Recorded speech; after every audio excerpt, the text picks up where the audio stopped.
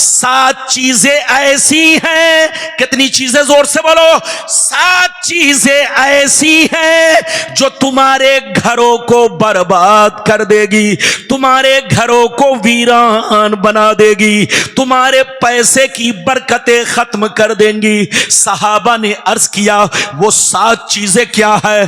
तो नबी ने इरशाद फरमाया, पहला नंबर अल्लाह के साथ किसी को शरीक ठहराना, दूसरा नंबर किसी मुसलमान को बर्बाद करने के लिए जादू सीखना सिखाना, किसी मुसलमान को बर्बाद करने के लिए जादू करना करवाना सीखना सिखाना। तीसरा नंबर किसी गरीब की मदद ना करना, अगर मदद मांगे तो पैसा देकर उसके बदले सूद खाना। चौथा नंबर किसी गरीब मुसलमान की जमीन पर या उनके मकान पर या उनके पैसे पर नाजायज कब्जा करना। चौथा नंबर किसी का नाहक खून बहाना।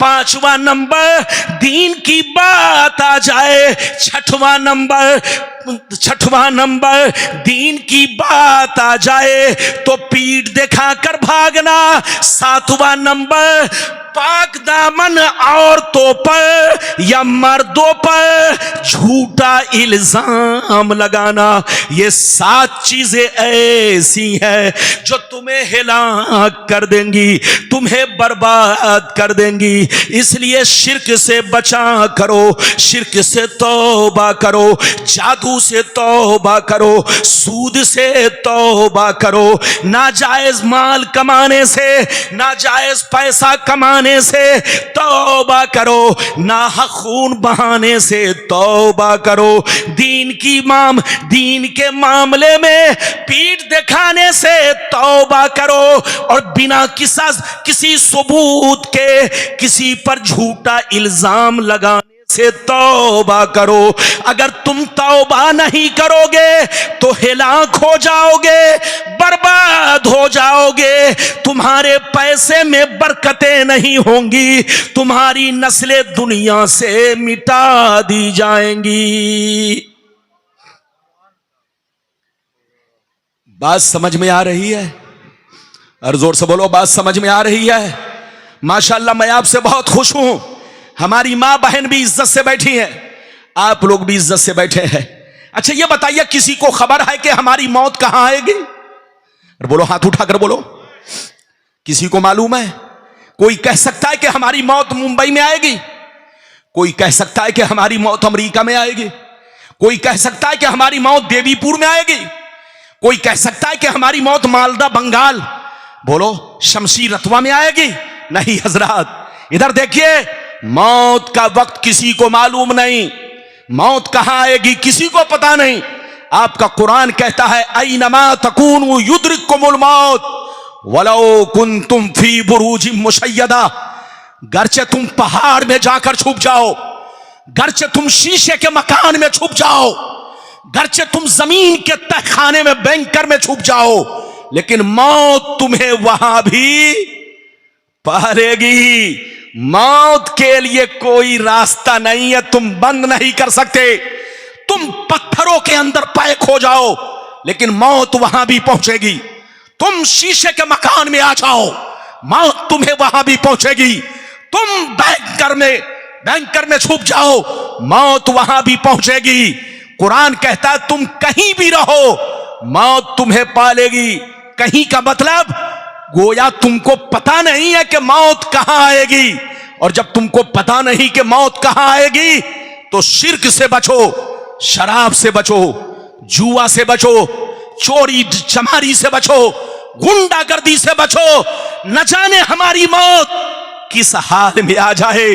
इधर देखो, नबी फरमाते हैं जब शराबी की मौत शराब पीने के वक्त आ जाए तो बोलो उससे बड़ा बदनसीब कौन होगा। हदीस में आया है जब शराबी शराब पीता है तो उसका नूर निकल जाता है, उसके ईमान का नूर निकल जाता है। जब ज़ानी ज़िना करता है तो जिस वक्त ज़िना करता है उस वक्त ईमान का नूर निकल जाता है। जब आदमी चोरी करता है तो चोरी करते वक्त ईमान का नूर निकल जाता है। अगर उसी हाल में मारा गया तो याद रखो वो जहन्नमी है। अगर उसी हाल में मारा गया तो क्या है, जोर से बोलो। अगर चोर चोरी में मारा गया तो उसके जनाजे की नमाज नहीं पढ़ी जाएगी।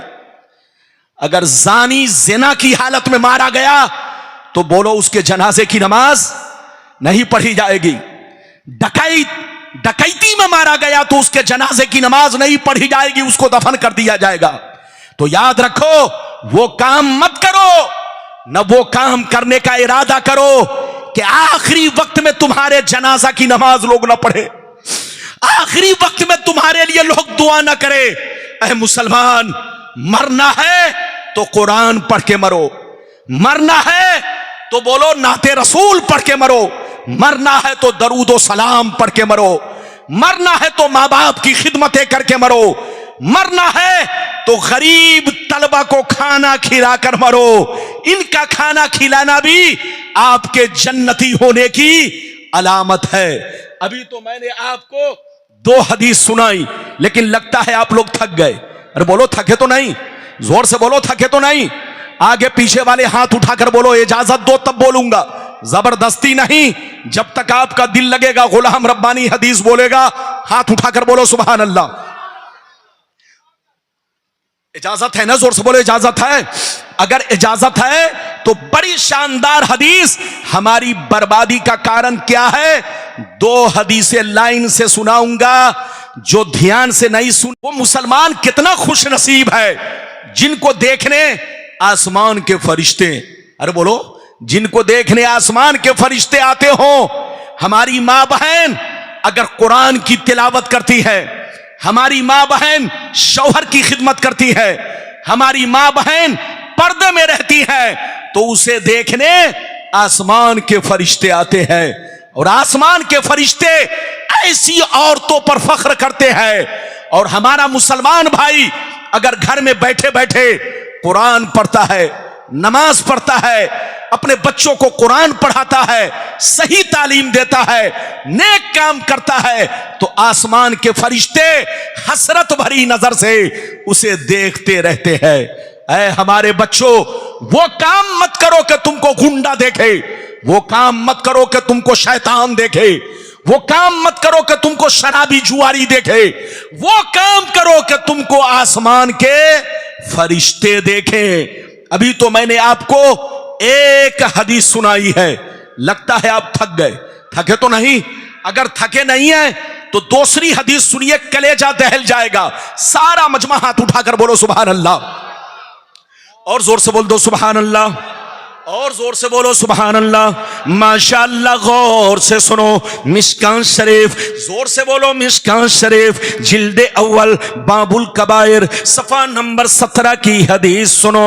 अन अबी हुरैरता रदियल्लाहु तआला अन्हु क़ाल क़ाल रसूलुल्लाह सल्लल्लाहु तआला अलैहि वसल्लम इज्तनिबुस सबअल मुबिकात क़ील वमा हुन्ना या रसूलल्लाह फ़क़ाल अश्शिरकु बिल्लाह वस्सिहर व अक्लुर रिबा व अक्लु मालिल यतीम व क़त्लुन नफ्सिल्लती हर्रमल्लाहु इल्ला बिल हक़ व तवल्ली यौम ज़ाफ व क़ज़फ़ुल मुहसनात। जोर से बोल दो सुभान अल्लाह। बहुत शानदार आपको हदीस सुनाई, मतलब सुनिए कलेजा दहल जाएगा। गुलाम रब्बानी किस्सा कहानी नहीं, सिर्फ हदीस बोलेगा और मतलब बयान करेगा। मतलब सुनिए, नबी ने इरशाद फरमाया, आका ने इरशाद फरमाया।